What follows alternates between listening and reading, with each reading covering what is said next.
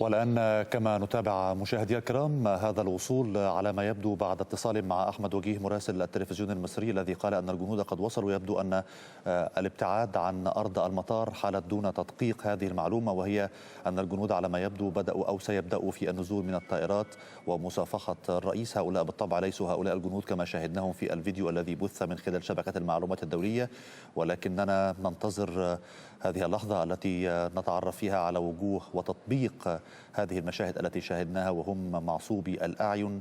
الآن على ما يبدو أنها هذه القوات التي استلمت هؤلاء الجنود وقامت بنقلهم من شمال سيناء إلى هناك. هؤلاء يتم مصافحتهم من قبل رئيس الجمهورية.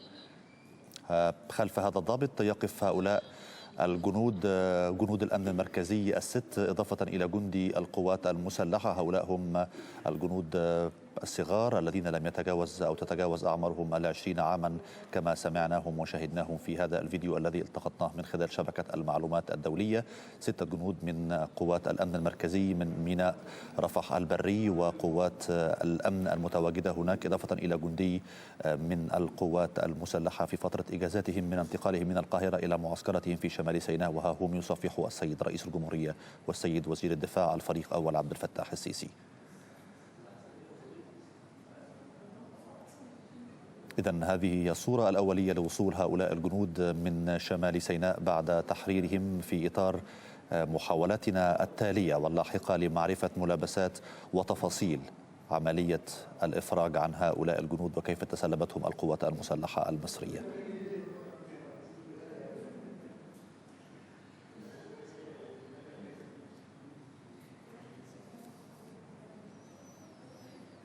الآن ننتقل معكم بعد هذا الاستقبال لنعلم المراسم البروتوكولية التي من المفترض أن يتم الحديث عنها فيما بعد، ولكنها هو السيد رئيس الجمهورية وبجواره السيد وزير الدفاع الفريق أول عبد الفتاح السيسي والسيد رئيس الوزراء الدكتور هشام قنديل في استقبال الجنود والدخول كما سمعنا على الأقل من الناحية البروتوكولية التي قد يكون أعلم بها منا مراسلنا هناك أحمد بخيت الذي قال أنه سيقوم بمؤتمر صحفي على الأقل.